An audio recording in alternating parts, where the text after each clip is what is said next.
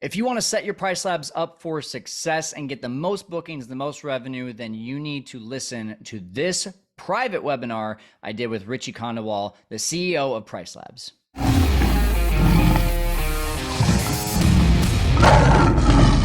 Take a really quick break from this podcast. And if you are a loyal listener of the Fearless Investor podcast, you're probably either a business owner or looking to start a business. And for that reason, you need to make sure you're doing things correctly, down to the T. From forming the correct LLC to bookkeeping to understanding the tax code and more. It's all really the boring stuff, but it can make or break your business. In fact, if you aren't doing it correctly, you could be like 98% of other business professionals in the US and overpay on taxes. Don't do that, guys. Be the 2%. And that's why I rely on Easier Accounting, and so should you. Easier Accounting is a team of tax professionals that will set up your LLC, keep your books, file your taxes, and they can even repair your credit. And just so you know, I myself use Easier Accounting, and this came after using a similar company that, really being blunt here, completely ripped me off. So when I started using Easier Accounting, I came in a little bit skeptical, but as I started talking to them, I could really tell they had my best interests at heart. And you know me, if I'm not a professional, I'm not going to do it myself. I'm going to outsource that stuff. And I hope you will do the same and use that same mindset to hire professionals to help you form and manage your business. Easier Accounting is absolutely the way to go. Go check them out at fearlesskyle.com/easier accounting. Hey guys, welcome into the Fearless Investor YouTube channel. Now, this particular video I only made as a YouTube video. I did not do it as a podcast because Richie shares his videos and his screens so much in this one that it just didn't make sense to do as a podcast. And I really wanted you to get the feel for being in the room with our 6FF community.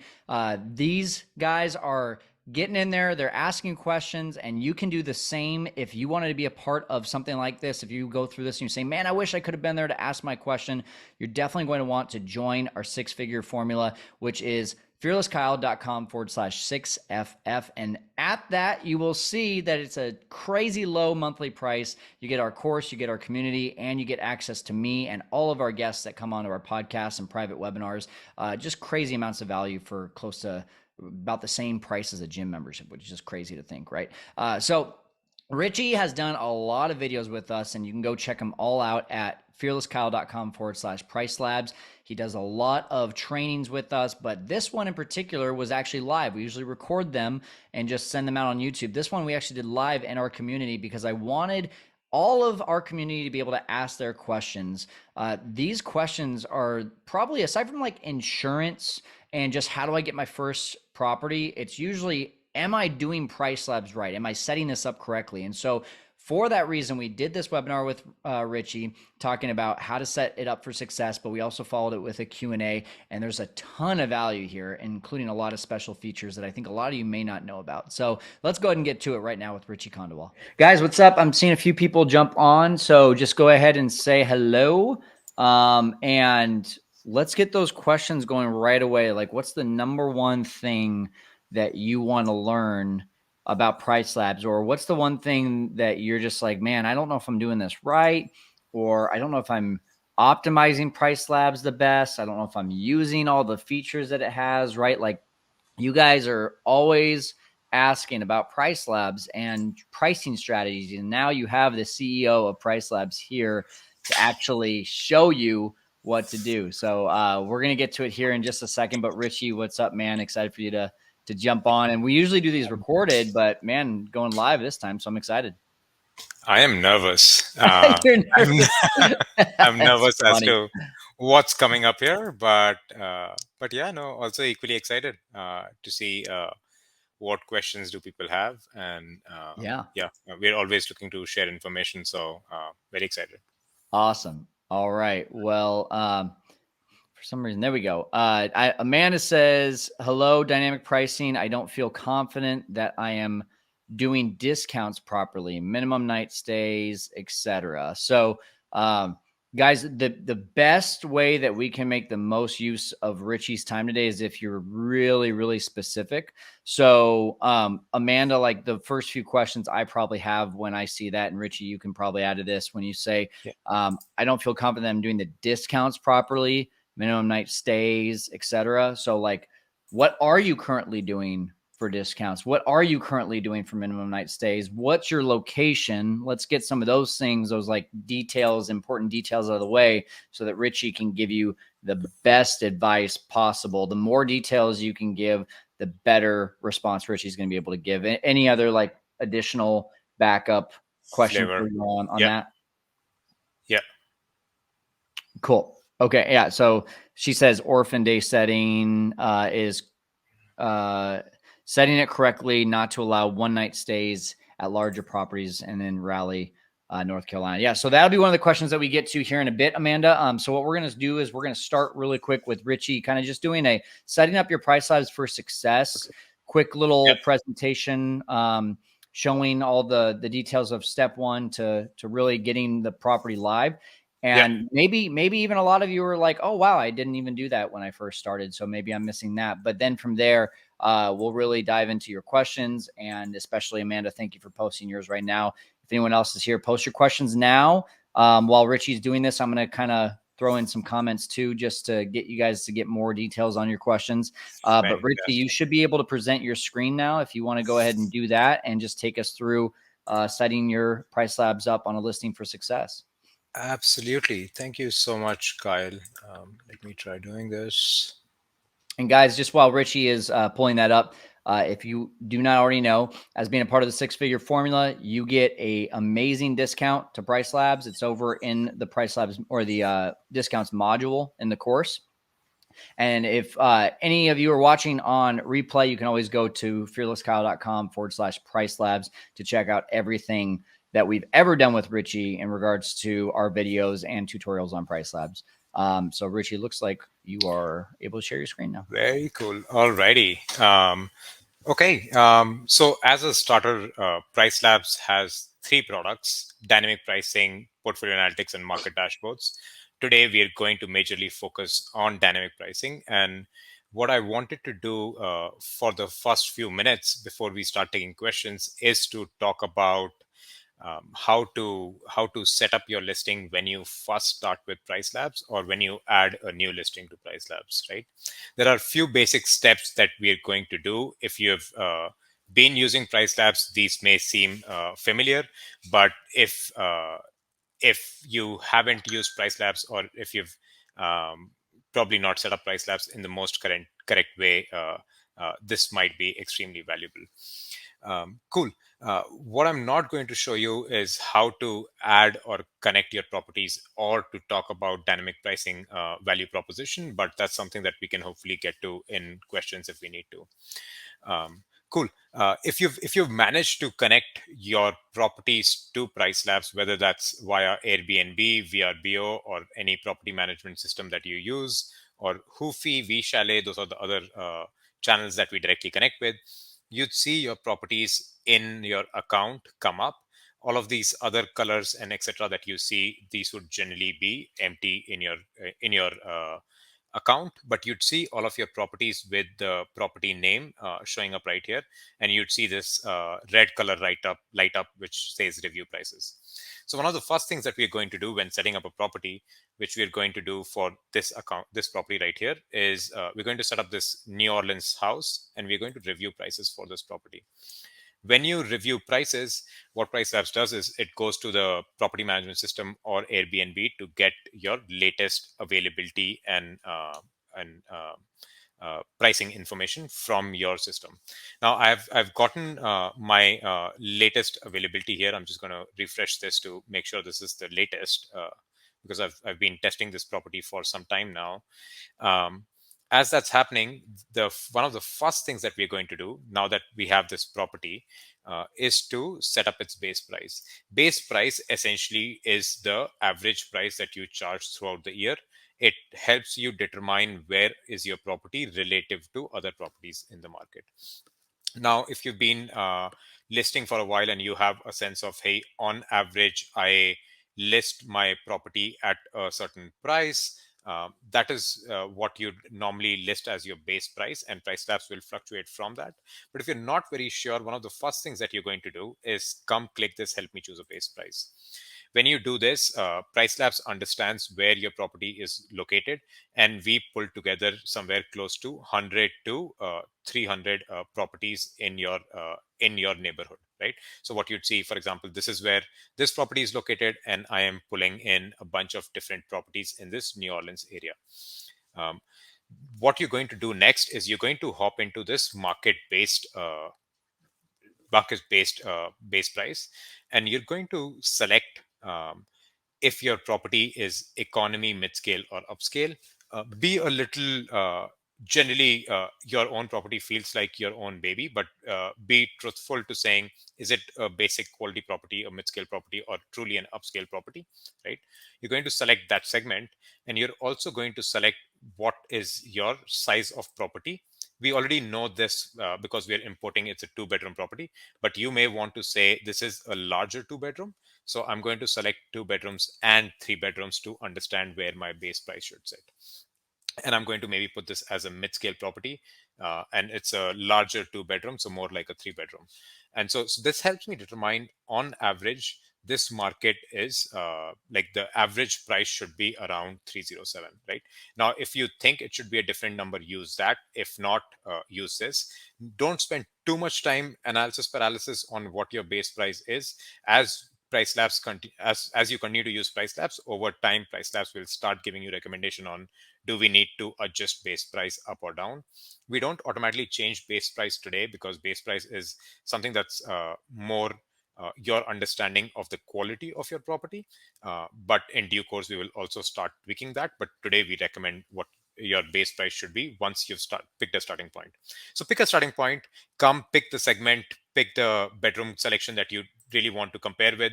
You generally want to make sure that there are at least 30-40 properties that you're comparing against to get a good number. You can also say, hey, my property is actually on this side of the town. Don't really think this side of the town essentially has similar comparable. I'm going to select this lasso select, and I'm going to draw out an area which is this side of the town. And as I do that, this number will over time improve or become better, right? So after that, once I've decided, hey, this is the base price that I want to select, I'm going to confirm this base price. And this is my test account where I right now cannot confirm a base price, but I'm going to just copy that over. You'd see a confirm base price button. I'm going to copy that over and set that 307 as my base price. I'm just going to save and refresh my prices here, because now all of these recommended prices that are calculated, they'll start from an average of 307 and adjust from there. Now I'm just going to save and refresh, and with that 307 as the starting point, all of these other rates will refresh. The next thing that I want to do is set up a minimum price. Now, you may have a minimum price that you think you want to charge. Generally, I would recommend being at least 20 to 30% lower than your base price, because you have enough room to, or not you, we as dynamic pricing solution have enough room to go down, and of course all kinds of upward tariffs that we can take, right? But during low demand periods, we do want that ability to go down. Right now, you see some of these rates going down to 135, etc. Maybe we don't want to go down that far deep. I want to go 200 minimum, and so that's what I'm going to use. There is another rule of thumb that you can generally use. So number one, you want it to be at least 20 to 30% lower than your base price. Number two, uh, I can quickly hop on to neighborhood data, and in a few minutes, I'm going to explain what neighborhood data is and how you'd use it. But just to give you a quick understanding, and this is a little bit slower to load the first time around.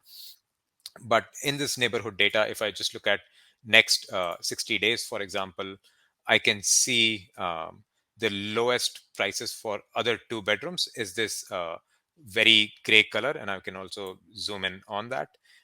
And I see some people go down all the way to 110, and then the 50th percentile stays at 150, etc., right? So I may want to use this to determine where I want to price my minimum price, because in some places I may want to stay competitive by pricing it really low to 150 or even 110 to stay competitive, right?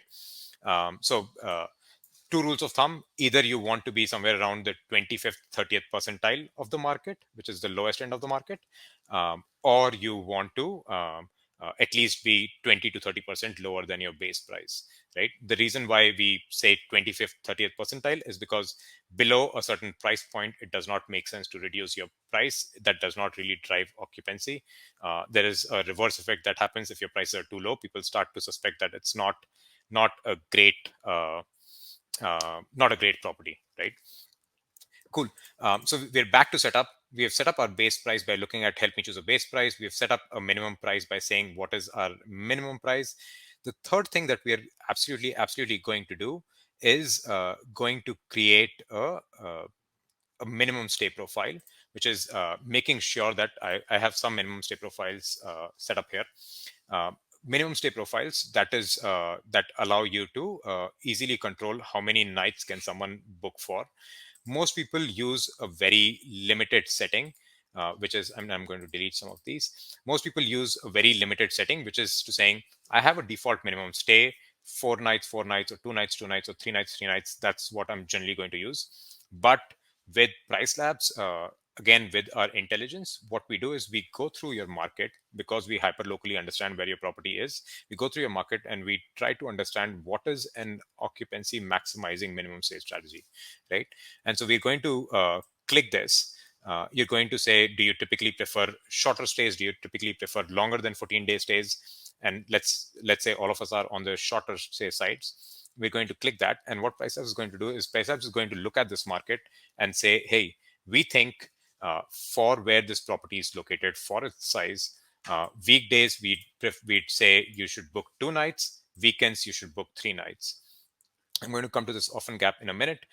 Last minute, you should allow 1 nights and 1 nights for last 6 nights, and 2 nights and 2 nights for last 29 nights. And then outside of 90 nights, you should allow 3 nights and 3 nights, right?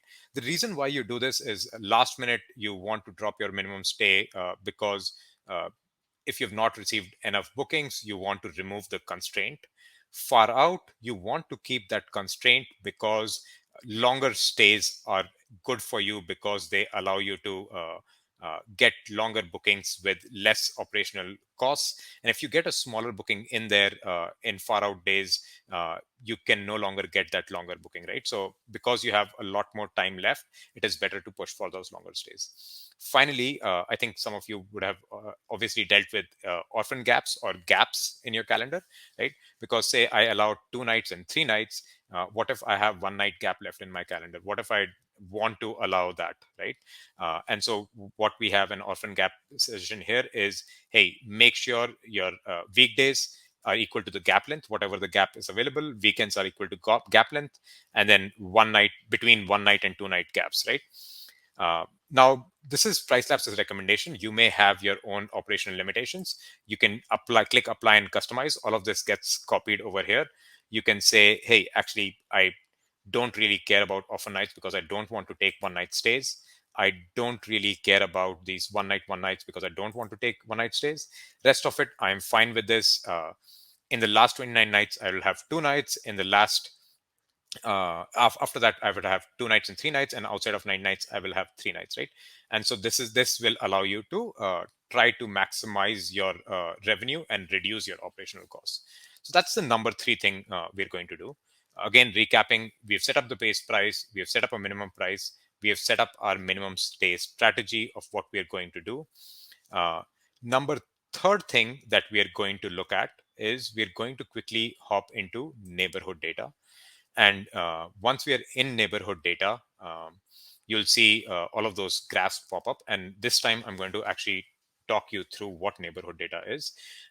Neighborhood data, what you'd see is we're right now comparing 2 bedrooms with other 2 bedrooms, but you could quickly click in here and say, hey, I actually want to also compare against 2 bedrooms and 3 bedrooms.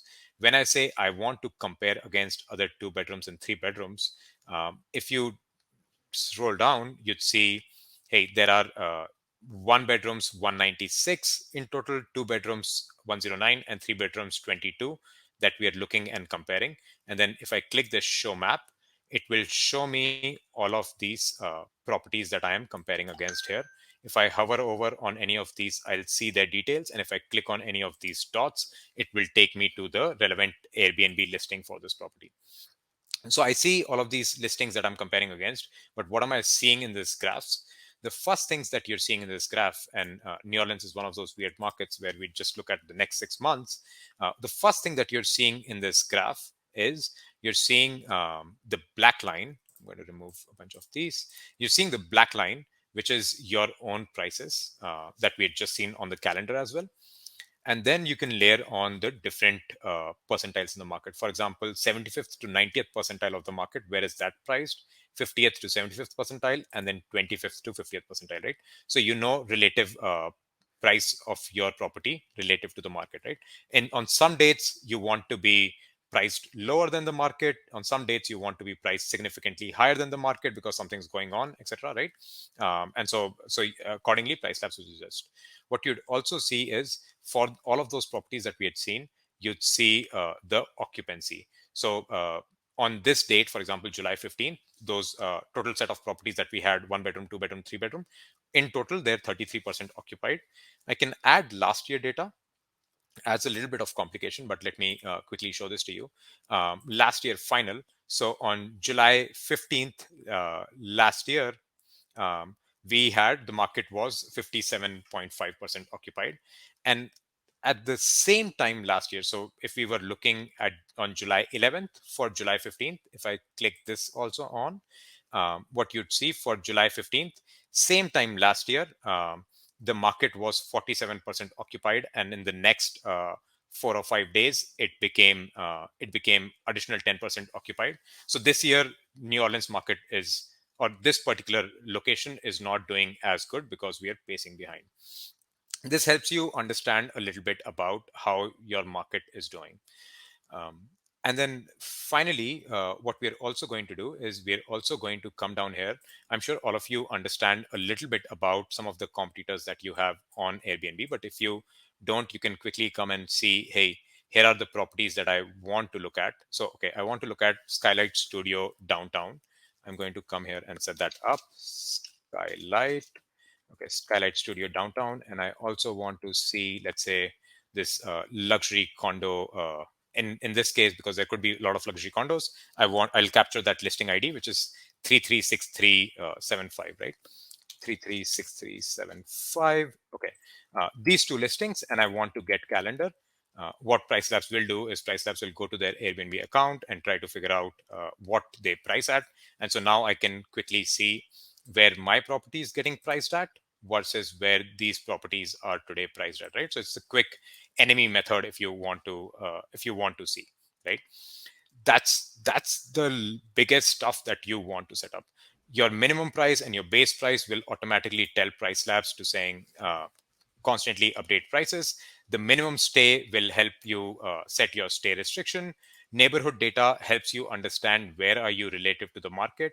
If you're trying to answer the question, am I behind or am I ahead? Why am I not getting booked as much as I was last year? Try to understand this through this data. And then if you want to understand how some of your close competitors are doing, you're going to set that up through here, right? One Awesome. final thing that I would leave you with is if I understand this and I want to go in and say in December, I see Price Labs has increased the new year price by to 714, 714, 715, but I actually want this to be a lot higher for either because I know or because I uh, think I'd stay there if it was just $700, right? I'm going to set this up to $1,000. So drag select on any of these dates, set up your date specific override, which is where you're overriding Price Labs algorithm. And so I've set that up to 1,000. So anytime like this prices now will be fixed to 1,000. And there are different ways you can do these customizations where instead of setting the price, you could say minimum price I want to be 1,000, right? So if it's price is below 1,000, it will stay at 1,000. If it's above 1,000, it will move above 1,000. And then Awesome. Kyle, I know I've taken a lot of time. One final thing that I want to Sure. specify is if you're on this calendar and if you're trying to figure out how did Price Labs come up with this pricing, right? If you put your mouse on the price point itself, you'd see all of this come up. It starts with a base price of 307, On top of that, I have a 24% discount for seasonality, because it's relatively not peak season in New Orleans right now, but because it's a weekend and maybe something else going on, I'm seeing a higher demand, which is pumping up my prices. And then you see that pacing factor, which is last year, its market is a lot less occupied compared to last year. So we are seeing a discount. And then finally, you see occupancy based adjustments. You see my minimum price and my maximum price, all of that resulting in however I come up with this final price point. So that's what you're going to use. Perfect. Quick few bullets. You're going to set up your base price, your minimum stay price, or your minimum stay customizations, and really try to understand your neighborhood data, any particular dates that you want to protect. You're going to set up overrides for that, and then you're going to click sync prices, and those sync prices will send prices every 24 hours. Yep, absolutely. And I just did an outline right there in the comments, guys, so that you can just go step by step from what Richie just outlined. What I want to get to now is some questions. As Absolutely. I give you some time here to post your questions. Amanda, I see yours. Tiffany, I see yours. David, I see yours. So we're going to get to yours first, you three. But I see there's a few more people than that in the group here watching live. So make sure you post your questions. We've only got Richie for about another 15 minutes. One thing I want to really stress to everyone is become an expert in neighborhood data. Like that, whenever my property is struggling, that's where I spend most of my time. And Yeah. yes, outside of the like, does the listing look good? Right. Like, I'm going to just assume every time that my listing looks solid. And if it doesn't, then I'm going to go on there. I'm going to take a look at the photos, the description, the reviews, all that. But if all of that's good and I'm still not getting bookings, I need to go and look at neighborhood data. And if I'm trying to get 90th percentile prices, but my property is a 25th or 50th percentile type of property, and I know this because I can compare it to other properties in my area just by looking at the map, like what Richie just showed you, then my head's in the clouds. Like, I need to bring that price back down, or vice versa. If I'm really booked and it looks like my property is being priced in the 50th to 75th percentile, but I'm booked for the next 90 days at an 80% clip, well, then I'm probably deserving to be in that 90th percentile, and I need to raise my prices. So become an expert in neighborhood data, and you will see that it's that simple. I just actually went through this, Richie, with another student who was like, "Hey, I'm not getting any bookings," and we looked at his property and we said, what like, if you were, before we even look at price slabs, where would you Yeah. put it? Would it be a middle type of property, a lower type of property, higher end? What? And he was like, I'm probably in like the 40th, 50th percentile. Well, we went and looked at his neighborhood data. He's priced in the 90th percentile. No wonder you're not getting bookings. If you yourself think Yeah. it's a middle of the road property, why are you trying to get 90th percentile bookings? And so it was as simple as that for that student, where he was like, oh yeah, that's simple. I want So to drop the base just price. Yeah. just really spend a lot of time, guys, in neighborhood data, and it should answer most of your questions. So let's go ahead and start with Amanda here. Amanda, part of your question might have gotten answered, especially on the suggested minimum night stays that Richie showed in this. So let me know if you have any additional questions on that. But your original question was, I don't feel confident that I'm doing the discounts properly, especially minimum night stays and orphan day stays, setting it correctly to not allow one night stays at larger properties. And she's in Raleigh, North Carolina. So essentially, it sounds like there's just a little bit of hesitancy to me, Richie, on am I doing everything properly? Which I think that settings suggestion on Yeah. your minimum night stays is going to help you there, Amanda, right? But then, Richie, if she wants to make sure that she's not getting one night stays at larger properties, what would you recommend? One, I'd look at my minimum stay settings. And is my screen still visible, Kyle? Yeah, let me add it back to there. There you go. Okay, thank you. One, I look at my minimum stay settings to see if I somehow have allowed one night stays, right, on my minimum stay settings. But a quick, easy hack is, if you go in here, more advanced options, click that and add a lowest minimum stay allowed, and say, I actually don't want to allow 2 nights ever. So no matter what you've set up above, that lowest will act as the lowest threshold, and it'll make sure your stay restrictions stay above. Even if you've made a mistake here in somehow allowing a one night stay, this lowest minimum stay will make sure that you never go below that lowest that you specify. I And hope that Richie, helps. Yeah. I know Amanda has 15 or so properties, so instead of her going in and individually doing that for every large property, I think she should make a group customization, right? A group, or yeah, if you like, if you have so we're going to hop into customizations, right? If you have multiple properties, hop into customizations, and you have two ways to think about this: accounts or groups, right? If you have some larger property, can do you guys not see my screen? Oh, you don't No, see my I can screen. see it. We can see it. My bad. No, I'm not in the customization. Sorry, Oh, I there you was go. clicking. I was sharing a tab. Cool. If you're in customizations, you have two options to set it up on accounts level or groups level. Groups, think of it as so there are three hierarchies. Accounts, all the listings get it, but if there's some listing in a group, that group customization will apply. And listings is what we use to manage exceptions, right? So let's say uh, Amanda, if you have some properties that are larger, you're going to create a group for those larger properties if you don't already have a group, right? And you're going to come edit at the group level, specify your minimum stays, your stay restrictions at group level, and you're going to add the lowest minimum, right?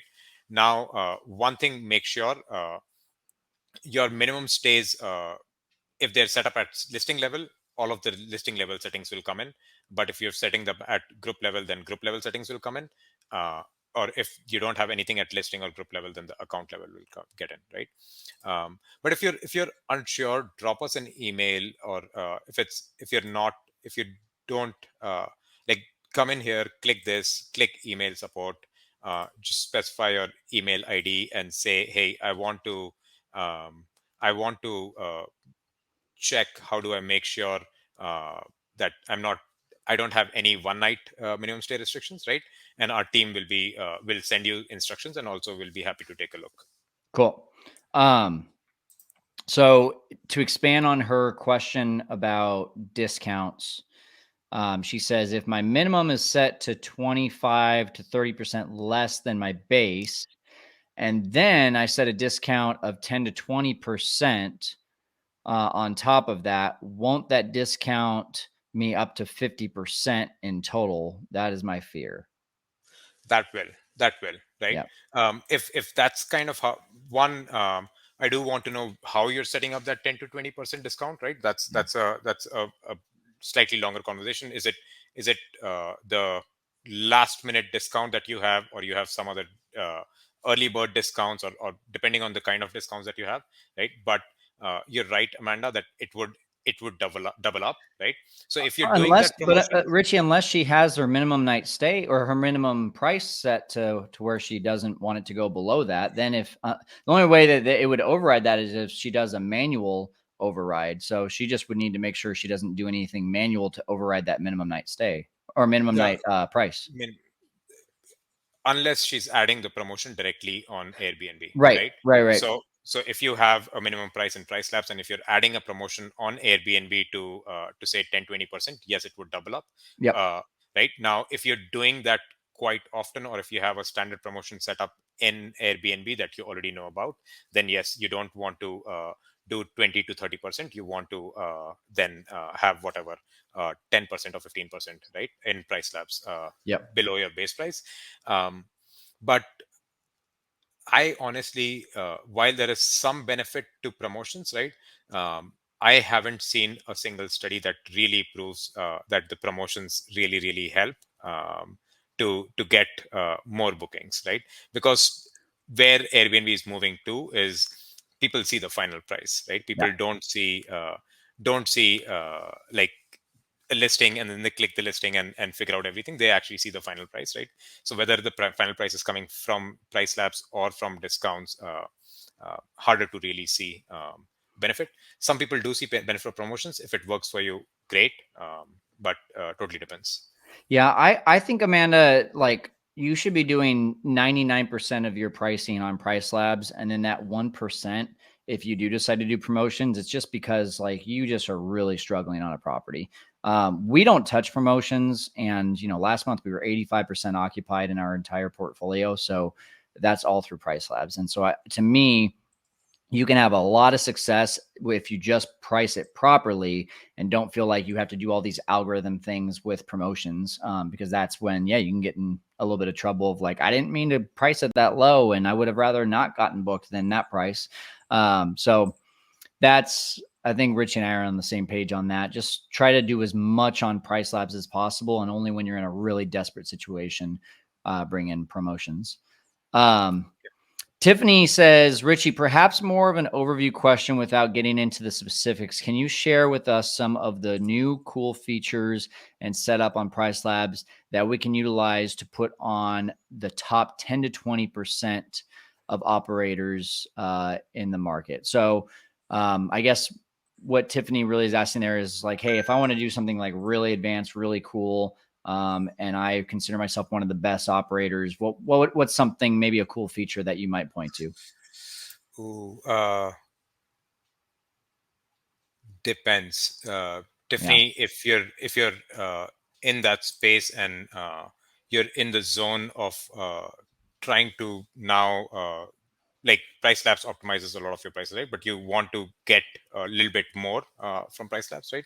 Um, like Kyle said, I'm a big fan of digging into neighborhood data and trying to understand what's happening to get that tweaks done.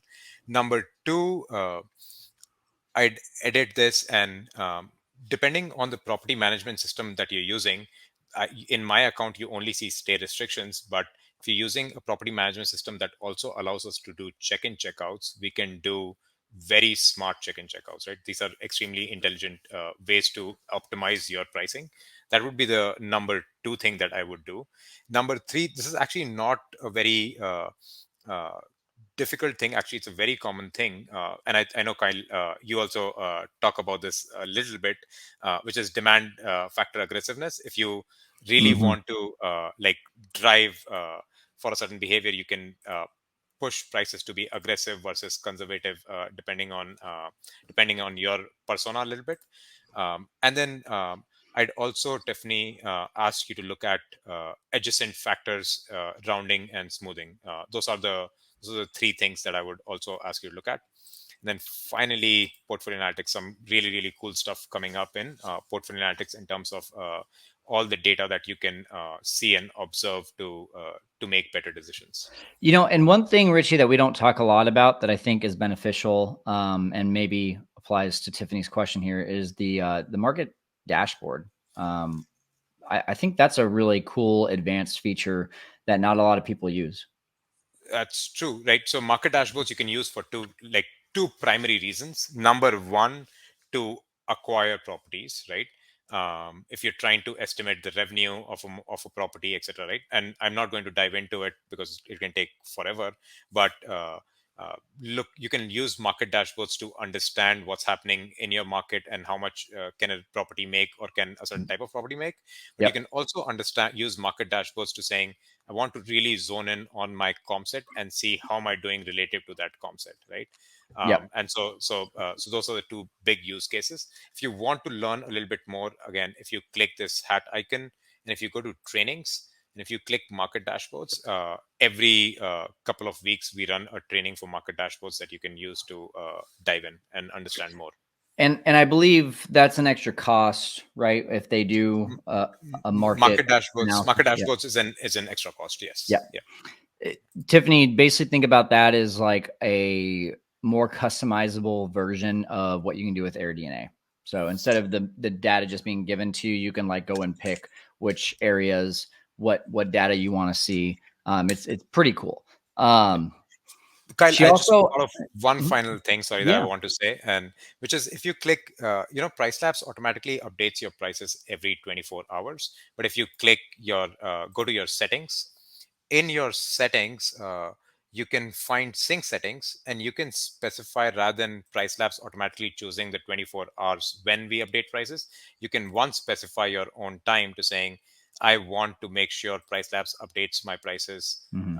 whatever time zone and at this time and every day. Some people we have who are like only update my prices on Sunday or Saturday or whatever, or don't update my price on Sunday or Saturday or something, right? So you can say that. And if you have a lot of properties or a hotel like inventory, you can also say I want to sync multiple times a day. This is a Cool. paid additional charge, right? But you can say I want to sync multiple times a day. And I've seen some people benefit from that, where uh, because their prices are updating multiple times a day, Mhm. Airbnb sometimes ranks them higher. Cool. Richie, I had a brain fart last night and I still can't figure out how to do this. So I'm going to ask Tiffany's question because I failed to answer it last night in our Q&A. Child listings. It's been so long since I did a child listing. And the reason is because we usually just API ours through IGMS. So it Yeah. already connects. If Tiffany has a struggling listing, she wants to recreate that listing just to get more eyes on it, but she wants the same pricing or maybe even slightly different pricing. How Yeah. can she set up a child listing? What you're going to do is one, if it is same channel or same property management system, if you're duplicating, you'd have to reach out to our support. You can reach out via chat because it's a quick 30-second thing, and ask them to allow you to parent child the same property management or same channel listing. Once they've allowed you to do that, you're going to click this icon, which looks like a prong, and it's in multiple places in Price Labs. If you click that, um, I don't know why it's not doing anything right now. I'm just gonna refresh my page here. Um, but if you click that wrong item icon, you can select I Yeah, want there you go. this property to be my parent property, and I don't have any property exactly very close to it, which is why it's giving me an error. But if I had a property very close to that same property, it will allow me to map that as a child, and you can map that property. If you're looking for instructions, if you click this help, and if you just type mapping, it will show you mapping between listings, and this article will walk you through how exactly to deal with it and what all to do with it. And then once you assign it as a child listing, you can choose if you want any sort of offsetting on pricing as well compared to the parent listing. Exactly, Yeah. exactly. And again, the same article will walk you through how to do it. Yeah. If you Okay, search for cool. mapping, yeah, So it was just that prong. That was the one thing I wasn't clicking yesterday. fair enough. All right, cool. David says, if I have my setting do a 3-day minimum for the weekend, can I change it for one particular weekend to have that weekend be a one night stay? Yeah. That's what we call as date specific overrides, right? So, for example, I have 3 nights here, but for this weekend, I want to allow one nights. I'm just going to click this, drag select for whatever dates I want to. I'm going to see this pop up, even if I now change my mind and I want it to be actually from August 4th to August 6th. And I'm going to see the stay restrictions, and I'm going to just say, I'm going to allow one night stay restrictions for this date. And I'm going to add that. And so with that, for these dates, Price Labs will now allow one nights. It's you're seeing 3 nights here, but if you just click save and refresh, by the way, whenever we update, whether you have clicked save or refresh or not, we automatically take that in. But because I've clicked save and refresh, I can now see these one night show up, because that's what we've overridden. So I'm gonna throw a curveball at you because I've done this before and you showed me how to do this. If I have a 2-night minimum and I say, hey, it's summer and people need to book at least 3 nights because it is prime time, but I only want to do that on the weekends. Let's say from May 1st to August 31st. I Yeah, only want weekends to be minimum of 3-night stays instead of the 2-night stay. Can you show us how to do that? yeah. I'm going to show you two different ways to do it, right? Okay. One is the right way to do it, and one is a hacky quick way to do it, right? The right way to do it is, let's say we're setting this up, and I'm going to remove all of these other things, and I have, like you said, Kyle, I have 2 nights. That's my standard profile that's I generally maintain, right? Mhm. But I'm also going to set up a seasonal profile. So stay restrictions, generally I do 2 nights. I'm going to go into seasonal profile. I'm going to click edit. I'm going to say I'm actually driving a fixed profile. I'm going to say summer, May 1 to whatever, I'm making this up, June 1, right? I'm not going to tweak any of these because I don't really care about min, base, max. That's all Mhm. already taken care of, right? I'm going to just click and create a minimum stay profile, which is Mhm. my summer profile, where allow 2 nights and 3 nights. And then There I'm you go. going to click save. And then I'm going to click finish profile. So now my summer will have that profile, right? And you can go at any lens to it. The That's the right way to do it, right? The hacky way to do it, for example, would be, let's say if I just put this July, I pick all of these dates, I'll see that same override thing pop up, and I want to say I want to have 3 nights, but I want to do this for advanced settings where I only Mhm. want this to apply on my Sundays, for example, right? And then I do add. So then all of those overrides will just apply for the Sundays, right? This is a Yep. hacky way. That one's like the more solid way of doing it. Cool. Perfect. And going back to Tiffany's child listings, she had one follow up question. On the child listing setup instruction, is reaching out to support if we have duplicate listings going to help us not get charged multiple times for the same property? Tiffany, you're still going to get charged for the same property, right? But child listings are at a lower cost. The reason why you need to reach out to support is because if you have the same channel, we don't automatically allow you to map those listings unless you have to reach out to support to enable that ability for your account. Yeah. All right. Let's see. Tiffany has another one here. I sometimes see people flex about their secret pricing strategy to help drive 2 week bookings or month long bookings, as well as how they get their calendar always 90 to 100% booked.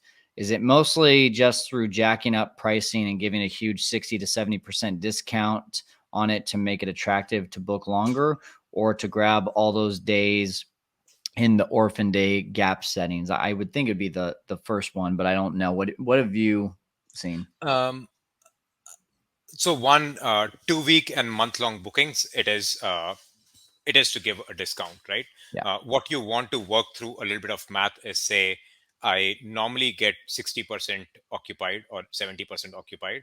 And in order to do that, and by doing that, I make, say, whatever, $2,000 or $3,000, right?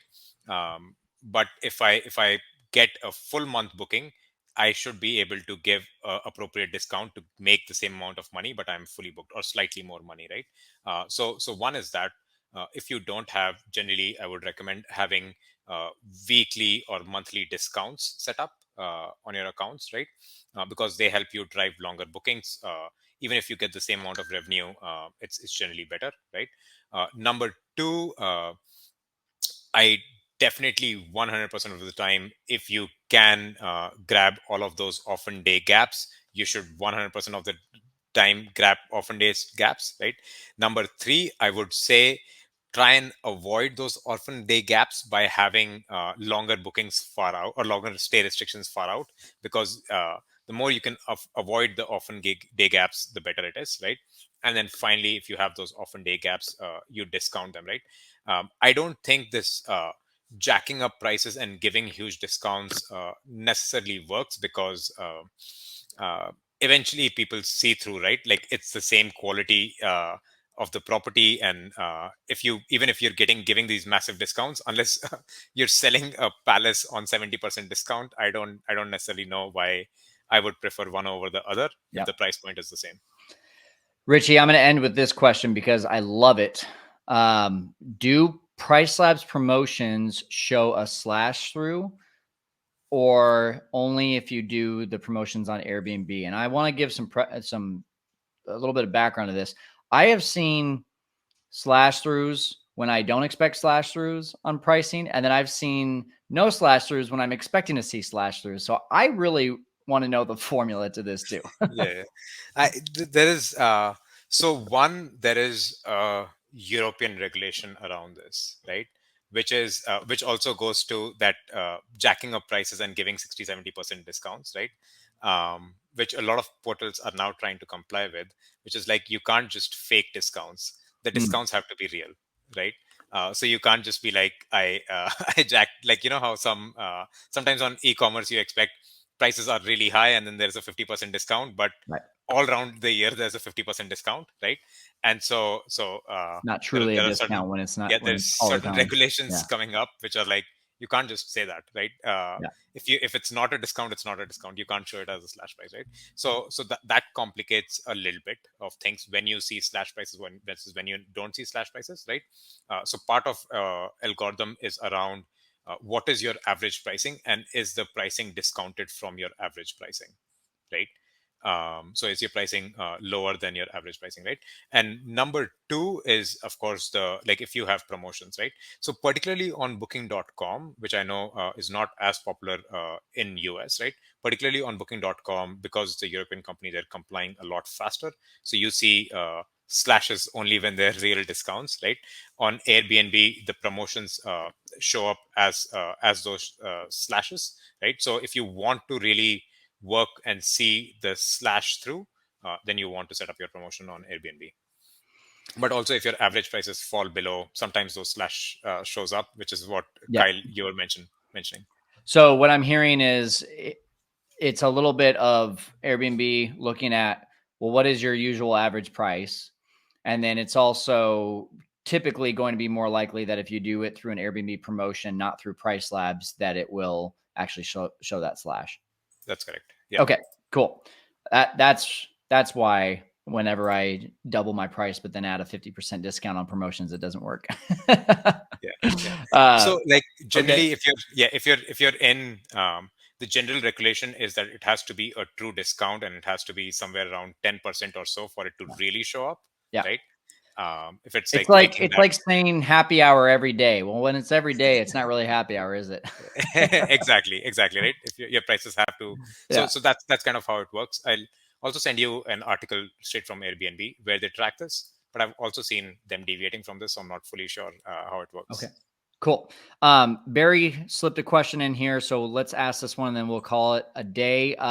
What's the best way to set it up so that we can offer one night stays, but at a big markup, and still show better in the rankings?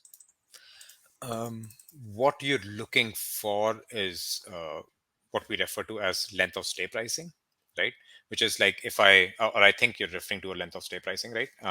Where for just about any day, for one night stays, I want 20% or 50% premium on my price. But on the same day, if someone wants to stay 2 nights or 3 nights, then lower my price, right? That's Mm, called length of stay pricing.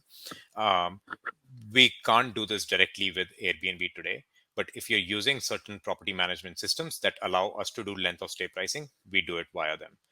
So there is, if you reach out to our support team, they can tell you which property management systems allow for length of stay pricing. cool. Okay. So Barry, reach out to the support team on Price Labs. They'll give you that list of property management systems. All right, Richie. Thank you for doing this private training with our team. Amanda and Barry and Absolutely. Tiffany and David, um, Jose, and who else? I think I got everyone. Thanks for showing up. Thanks for asking your questions. We're going to go ahead and log off, guys. Tomorrow, if you don't already know, we are going to have more revenue management conversations. That's going to be with John on our live stream for our podcast. Ooh, So love it. make sure to join. Yeah, join in there. You know, John. Of course, yeah. Yeah. John's fantastic person. Kyle, I did send you a link for that Airbnb article if you wanted to look through and share with the team of Perfect. when prices show crossed up, right? But I think that article also varies by geography, depending on the country that you're in. So I'll also Perfect. look for one in US and see if I can find one for Awesome. US. I just added it to the chat. Richie, thanks so much. And guys, if you don't already know, we're doing monthly videos with Richie. So go check it out at fearlesskyle.com/price labs to see all the videos. Thanks, Richie. Okay. Once again, guys, fearlesskyle.com/6FF. If you want to be a part of the 6FF community, we would love to see you there. We would love to see you asking your questions and participating in all the things that we have going on every single week. We pack our schedule with a ton of value. And If you just want to go and get more free content from Richie and from what we do, again, fearlesskyle.com/Price Labs. And in there, you'll see that there's an opportunity to be able to start a free trial with Price Labs plus an onboarding training. So go check that out. Guys, we're going to go ahead and call it today for the Fearless Investor YouTube channel. We'll see you next time where we're helping you to conquer the world of short-term rentals.